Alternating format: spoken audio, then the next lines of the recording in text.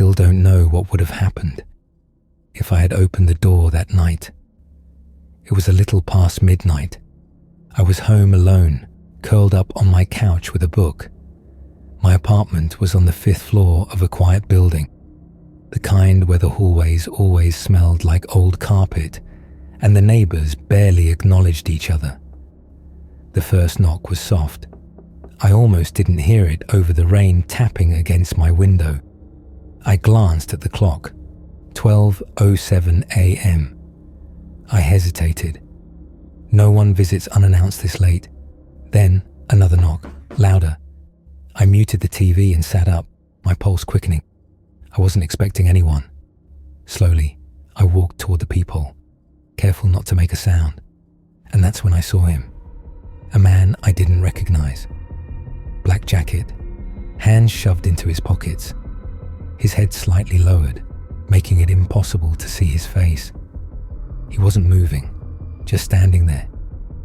Something about the way he positioned himself, too close to the door, body tense, made my stomach turn. I stayed silent. Maybe he'd realize he had the wrong apartment and leave. A few seconds passed. Then, knock, harder. I took a step back, my breath caught in my throat. He hadn't called out, just silence, except for the knocking. Then came the worst part. I saw him reach for my doorknob. My heart slammed against my ribs. He twisted it. Once, twice. Lock didn't turn. My blood ran cold. I was fully awake now, every nerve screaming. He wasn't lost. He wasn't confused. He was trying to get in. I grabbed my phone, fingers shaking. Called the police. But what would I even say? Someone knocked on my door. He hadn't done anything yet. Another knock, louder, almost impatient. Then a shadow. It moved under the door. He was bending down and trying to look inside. I stumbled backward, pressing a hand over my mouth to stay silent. Did he hear me? Did he see the light under the door? And then he spoke in low, calm, and almost in casual voice tone. "I know you're in there." My breath hitched. No way. I hadn't made a sound. I was sure of it. I pressed my back against the wall, gripping my phone. My thumb hovered over the call button. Silence. I could feel my heartbeat in my fingertips. Then I heard slow and fading footsteps move down the hallway. I stayed frozen for a full minute. Then another. I crept back to the peephole, barely daring to breathe. The hallway was empty. I exhaled, feeling a moment of relief. But something held me there. A gut feeling. A warning. I forced myself to wait. 5 minutes. Then 10. And just when I started to feel stupid for overreacting, the doorknob moved. Again. I nearly screamed. He never left.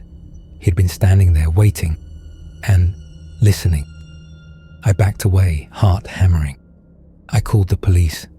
I don't even remember what I told them. My voice shook so badly I could barely get the words out. They arrived 7 minutes later, and when I finally opened the door, the hallway was completely empty. There was no sign of him, no sign he was ever there, but I knew the truth. He was. I used to work at a self-storage facility during college. Long night shifts, mostly quiet. A few customers would come in late, but it was usually just me, the security cameras, and the occasional echo of metal doors rolling open. Until one night, I found something I wasn't supposed to. It was 1:30 a.m. when a man walked in. His hood was up, his face hidden in shadow, and his hands buried deep in his pockets. Something about him felt off, just tense, like he was carrying a secret too heavy to bear. He slid a key across the counter. "Unit 141, he muttered. I nodded and buzzed him in. He disappeared down the long, dimly lit hallway. I went back to watching the cameras, scrolling through my phone, but something nagged at me. 141. Why did that number feel familiar? I pulled up the system. Unit 141. It was registered to Michael Evans. I frowned. Wait. I glanced at the cameras. The man had reached the unit, but he wasn't unlocking it. He was just standing there, listening. A slow chill crawled up my spine. Why wasn't he going inside? I leaned closer to the screen. His posture was stiff. His hand hovered near the lock, fingers twitching. Then, he reached into his jacket and pulled out a crowbar. My stomach dropped. I should have called the cops. Should have pressed the emergency lockdown button. But I hesitated, and then, through the old speaker above my desk, I heard something that made my blood run cold. A voice, weak and muffled, calling for help. I stared at the intercom. Frozen. It was coming from inside Unit 141. The man didn't hesitate. He jammed the crowbar under the lock, pulling hard. I should have called the police. I should have. But instead, I grabbed my flashlight and ran.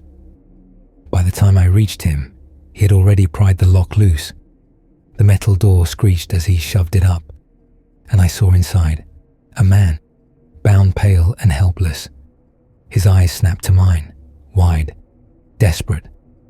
I rushed in, kneeling next to him, fumbling to untie the ropes. His skin was cold, his breathing shaky. "It's okay," I whispered. "I'm getting you out." His eyes darted past me, his whole body tensed. I heard heavy and fast footsteps. Before I could even turn, he was there, the man with the crowbar charging straight at me. I threw myself backward as he swung. The crowbar missed my head by inches, slamming into the concrete with a deafening clang. I scrambled for something, anything. My flashlight. I gripped it, swung upward, smashed it into his forearm. A sharp thud. He grunted, the crowbar loosened in his grip. That was my chance. I ran. Straight for the front desk. Slammed the emergency lockdown button. With shaking hands, I dialed 911. The cops came fast. They found him still trying to escape through the side door. And the man in the storage unit. His name was Michael Evans, the real leaseholder. He had been missing for 3 days. The guy with the crowbar, he was Michael's old business partner. It was about money, a deal gone wrong. Instead of walking away, he decided to make Michael disappear, and I had almost let him. For weeks after, I kept thinking about that night, how easily I had let that man in, how close I had been to just walking away. The truth is, no one really pays attention to places like storage facilities. No one asks questions. It was past midnight. I had been driving for hours, and the highway stretched endlessly into darkness. My gas tank was dangerously low, and the only option was a run-down gas station that appeared out of nowhere. No other cars, no people. Just a flickering sign and an old pump standing alone under the dim glow of a single light. I pulled in and stepped out. The night was eerily silent. No wind, no crickets, just the sound of my footsteps crunching against the gravel. I glanced toward the station.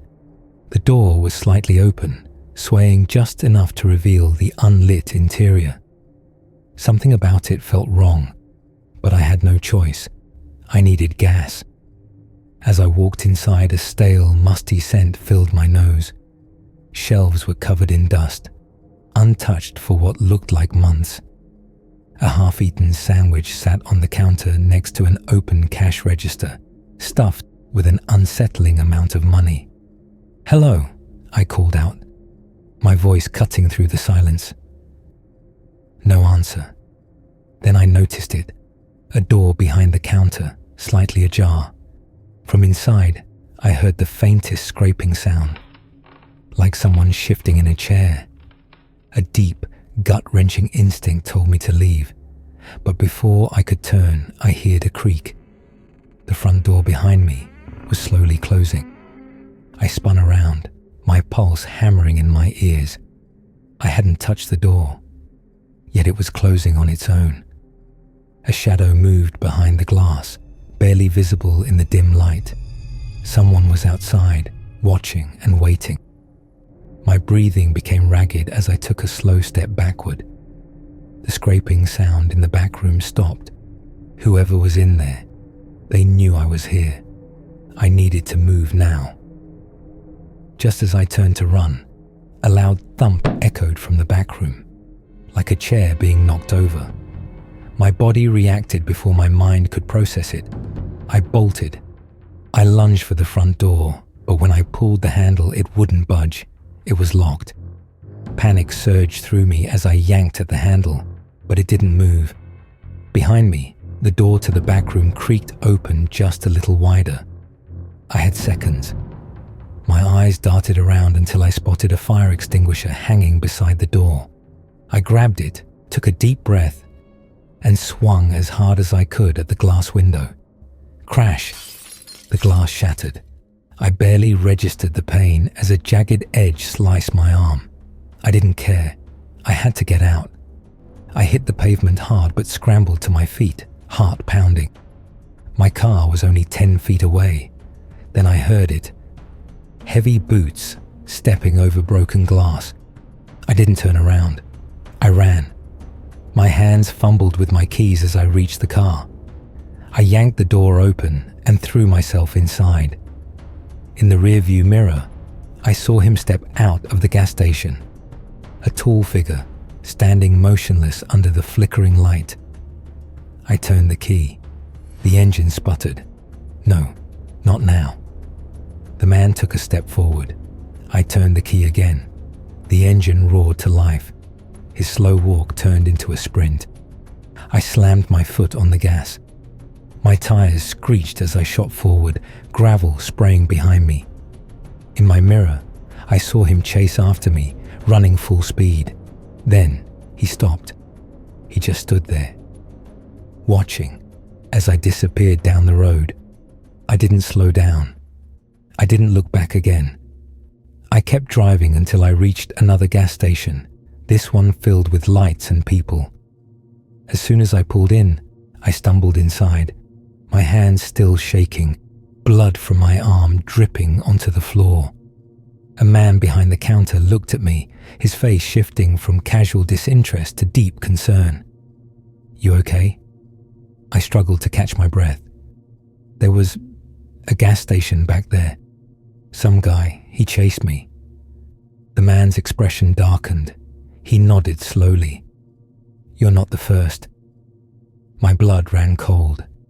He gestured toward the security monitors behind him. On the screens, a dozen grainy images showed different people, all standing in the same spot I had just been. Their faces were pale, their eyes wide with terror. He turned back to me. "Some never make it out."